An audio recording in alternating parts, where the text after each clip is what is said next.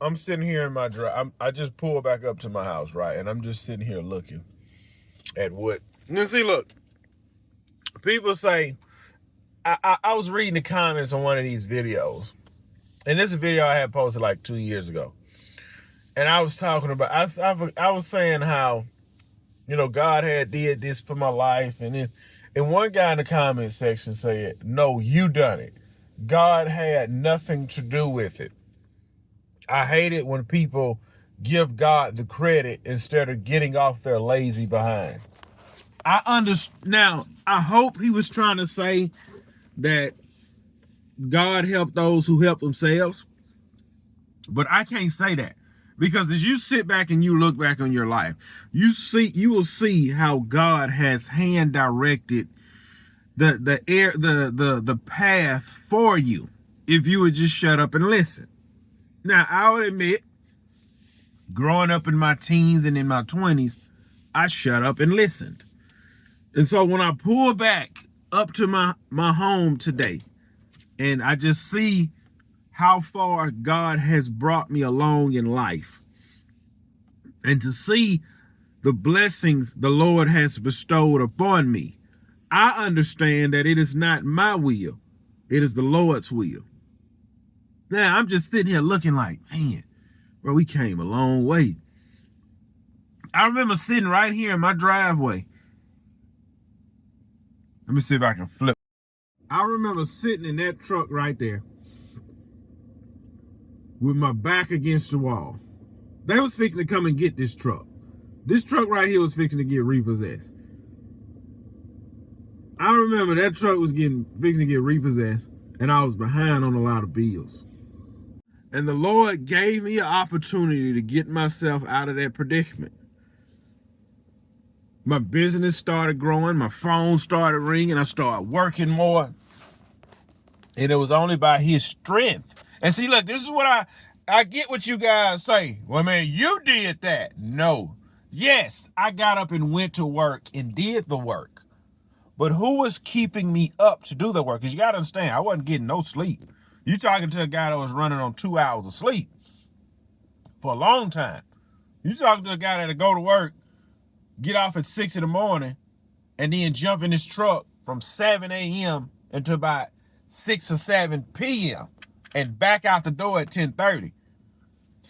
So I know it wasn't, yes, I physically done the work, but the Lord was giving me the strength to complete that work. And the Lord was giving me chunks along the way. I don't know. I remember the Lord put this landscape job in my pocket, $4,500. I did it in one day. And looking back, that landscape garbage was trash looking back. Just boom, boom. I would run across stuff like that.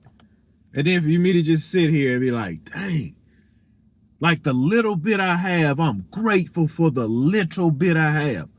I'm fixing to come out, look, I'm fixing to go in the house, cook my family breakfast, clean the kitchen.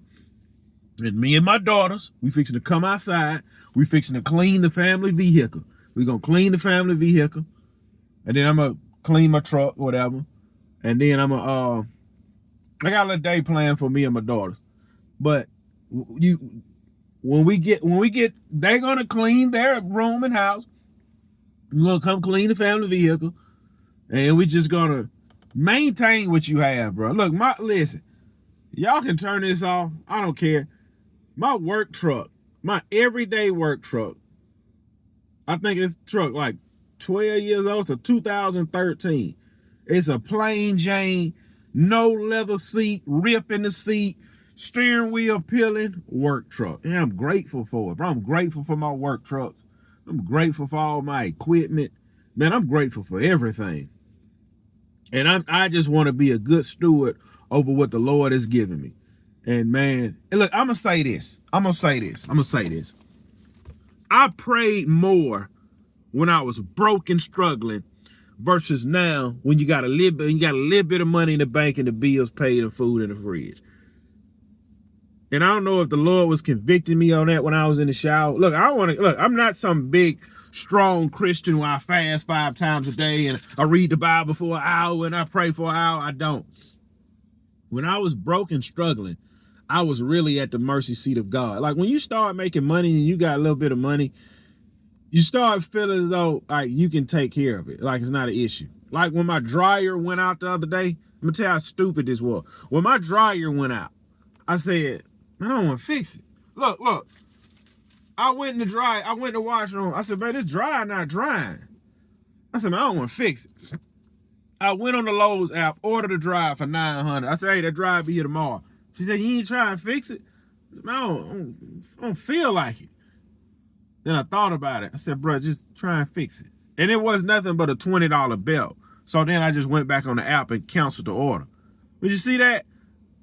When I was broke and that would have happened, I'd be like, Lord, show me what I need to do. But like when you start making a little money, and I don't feel like dealing with it, I'm just order something. And when I was in the shower, I was saying, bro, you prayed a lot more when you was broke. You prayed a lot more when you could turn to nobody else. It's like now, let me run to the bank, get some cash, and just settle this. Like when I needed to replace that AC unit at my house, when I did inside, outside unit, it wasn't like when the guy said, bro, this is going to be the cost to fix it, or if you just want to get a whole nother unit, this would be the price. I said, man, that's a deal. I said, yeah, go ahead and fix it. I jumped in look, I told him, go ahead and fix it, paid him on the spot, and left the house and went straight to work, and I didn't think about it. But when I was broke, yeah, man, like, man. So I'm going to make it my business to try and pray more, because I prayed a lot more when I was broke. And now when you feel as though you have things in control, I still pray, but it's not the same. Like it's not the same. I see how money can change you, and I'm not saying in a worse way, but you'll be like, oh, I can handle it. I can handle it. But anyway, like,